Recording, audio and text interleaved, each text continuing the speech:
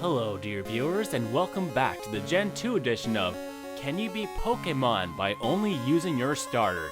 Like in my Gen 1 challenge, which I'll place a link to in the description below, I placed a few rules for myself to make this challenge even harder, such as no items in battle with the exception of held items, no outside help, and a new rule I've added to this game, no evolving. You heard me right. I am following the old Ash Ketchum strategy and not evolving my Pokemon. Now, if I were to do this game 3 times in a row with all 3 starters, we'd be here for a while. Not to mention I feel it would get awfully redundant. So I'm just going to show you footage of my playthrough of Chikorita. In my opinion, and in the opinion of many others, is by far the hardest starter to beat Pokemon Gold, Silver, and Crystal with. Why is it so hard, you might ask? Well, Chikorita doesn't have a type advantage against a gym leader until you get to Price. And even at that, his Pokemon are part ice, so in a way he has a type advantage against you. The only time Chikorita has a full-on type advantage against a gym leader is when you face Misty and Brock. And that's not until you get to Kanto, what some people consider post-game content, just an added bonus at the end. So in the entire Johto game, Chikorita does not have a clear type advantage against really any of the main battles. And this Chikorita will be the only thing I'll be allowed to use in battle during this playthrough. Yes, I will have to have some HM slays because Chikorita can't learn every single HM, and I'm choosing not to teach Chikorita any. Why? Simply because I just probably take it to the move deleter afterwards and get rid of it because you only need certain HMs for so long. So I'm just saving myself an extra step. But the point is, said designated HM slave will be knocked out before I fight any of the gym leaders where I need to get an HM to reach them. We good? Okay, let's get this started. The first battle with my nameless rival isn't too bad. While I do have a type disadvantage, he doesn't have any moves that can hit me for super effective damage at this point. Plus, I've had time to grind between my trip between Mr. Pokemon's house and the professor, while he just restole his Cyndaquil. I was able to take down his Cyndaquil in 2 tackles after one of them crit. The same cannot be said against my battle with Falconer. To play it safe, I gave my Chikorita a berry, just in case we get into a bit of a pinch. All his Pidgey does is spam tackle over and over. Thankfully though, I have a clear level advantage and I'm able to take him down after 2 tackles of my own. His Pidgeotto on the other hand, uses Gus. Seeing that coming, I immediately set up a Reflect and then hit his Pidgeotto with a dose of Poison Powder. And much like his Pidgey, I was able to take down his Pidgeotto with just 2 tackles with an assist from Poison Powder. Alright, let's see if we keep the streak going. Feeling very worried about Bugsy's Scyther, I decided to fight my rival again instead. You know, to build up some levels. I was able to take out his Ghastly in 1 hit thanks to a crit from Razor Leaf. Unfortunately, his Zubat confuses me, but I do manage to get past it. Thankfully, confusion doesn't last too long as he sounds out his Kolava. I tried the old Poison Powder strategy again, but it backfires on the count that I missed. And by the time I actually hit it, my HP is so low that I can't do anything to take out his Kolava. On my second attempt, I opt to give my Chikorita a berry again. This time it works, and I defeat my rival on my second attempt. With my rival pushed off to the side, it's time to face Bugsy. His Metapod and Kakuna are no problem at all, so long as his Kakuna doesn't poison me. And yeah, Harding is annoying, but an annoyance is all it really is. It doesn't really affect me in the long run. Scyther, on the other hand, is a completely different story. As soon as he sends out his Scyther, I immediately set up a Reflect. And then he proceeds to use Fury Cutter, a move that isn't very strong at first, but it gets stronger with each consecutive hit. Things are going reasonably well for me. Unfortunately, I got a couple of unlucky misses, and he manages to take me on my first attempt. Round 2, and I got really close yet again, but unfortunately, after a couple of unlucky misses yet again, I get critted 2 times in a row and takes me out, and I really felt like I had that one. On my third attempt, despite being poisoned by his Kakuna, I somehow managed to barely scrape by a victory and get my second gym badge. Upon my victory, I rush over to the Goldenrod City to face everyone's favorite gym leader, Whitney. Her Clefairy uses Metronome, which gives her the useless Whirlpool, which misses, and I take down her Clefairy with no problem. Then she sends out Miltank, and I paralyze it immediately upon switching in. After 3 body slams, I am able to take down her Miltank before it starts getting on a roll, and get my 3rd gym badge. Upon my victory, I rushed over to National Park to grab the Quick Claw from the nice teacher sitting by the bench with her Persian. I've always liked using the Quick Claw as a kid, and I want to use it again. I know the Quick Claw is a luck-based item, but it's come in handy for me in the past, and I'm thinking to do the same again today. It's round 3 against my rival, and he sends in Magnemite and immediately confuses me. Somehow, I get extremely lucky, and the Quick Claw activates, I get past confusion and paralysis, and take out the rest of his team. I'm telling you, the Quick Claw is going to be the MVP in this run. Morty's up to bat, and my ego is immediately shattered. If I don't take out his Ghastly with a critical hit, it will curse me. And even if that Ghastly doesn't curse me, his next Pokemon Haunter will curse me. Or it might paralyze me. Either way, I would rather get paralyzed than deal with his Gengar. He will usually use Hypnosis against me and use Dream Eater.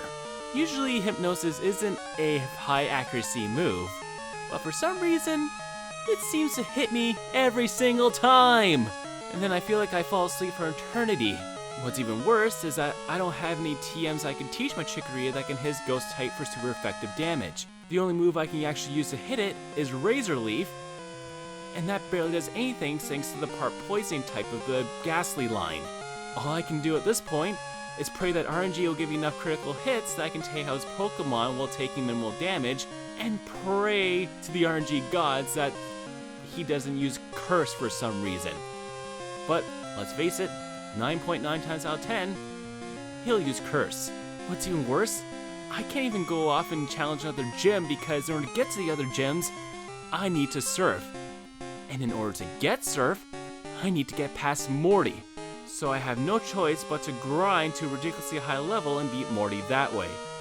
Eventually, after much grinding and countless chances, I eventually do get my level high enough where I'm able to take out his team of Ghost-type Pokemon. Man, after that battle, I need a palate cleanser. You know what I'm gonna do? I'm gonna go off the beaten path. Instead of going to Cinnawood and beating Chuck, I'm gonna go to Mahogany and battle Price. Like I mentioned earlier, it's the only gym in Johto where Chikorita actually has some kind of a type advantage. And at this point, my level's high enough that I feel like I can wipe out his entire team in one shot with Razor Leaf. Not to mention that Battle 18 Rocket will get my level up a bit more, and I do exactly that. Price goes down easy with Razor Leaf, as does Chuck. Jasmine is also not much of a challenge at this point either. My level is just way too high. And after nearly countless hours of Morty, I get my next 3 gym badges with no trouble at all. Now I'm off to face Claire, and it's Paralysis City, baby! Seems like no matter what happens, I am almost guaranteed to be paralyzed by either Thunder Wave or Dragon Breath. But you know what? It doesn't bother me. Not one bit. Why? 2 words. Quick Claw. And while yes, I do get paralyzed, thanks to the Quick Claw and Body Slam, not only am I able to go first, I am able to paralyze her back.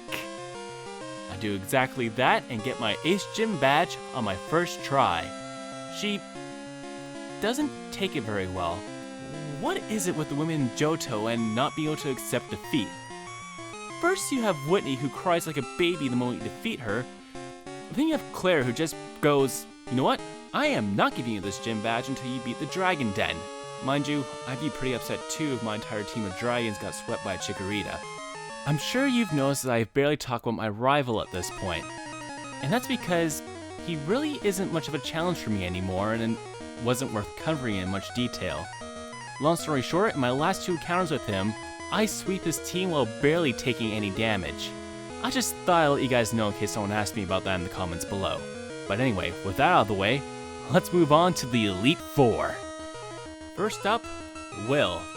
I take out his Versatile with 2 Body Slams, with the second one crit that, totally mattered.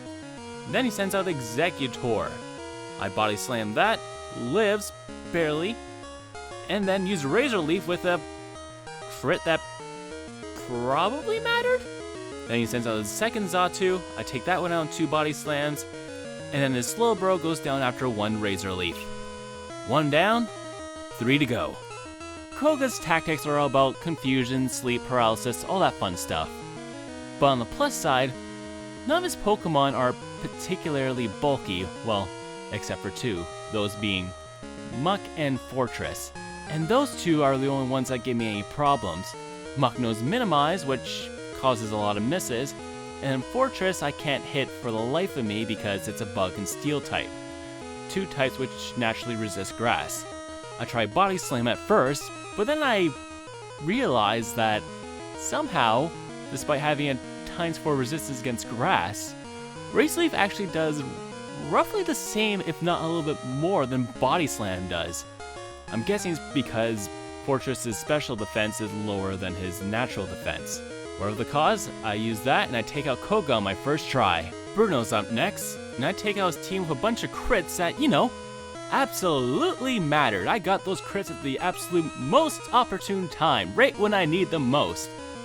Next up is Karen and her team of Dark-type Pokemon, which Umbreon has been annoying with Sand Attack, Charm, and just being plain bulky, but I do manage to take it out rather easily, surprisingly.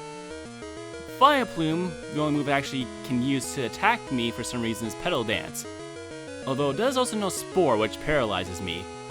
But I'm not too worried because of the Quick Claw activating every now and again. It has really come in handy. Seeing her Houndoom come out, I immediately set up a light screen. I managed to survive 2 flamethrowers, then take out her Houndoom after 2 body slams. Next up is Gengar, which immediately curses me. But thankfully, Razor Leaf got it in KO range, and I'm ready to finish it off.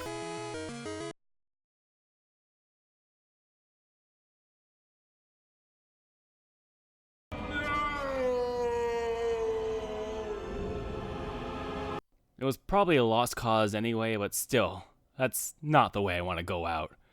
Unfortunately, I had to follow the old grind strategy for a while.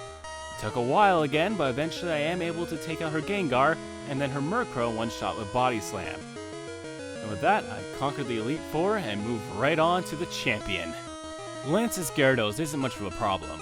Unfortunately, dumb old me forgot to restore the PP on Body Slam, so I'm left with little choice but to face his 3 Dragonites and Charizard with Razor Leaf.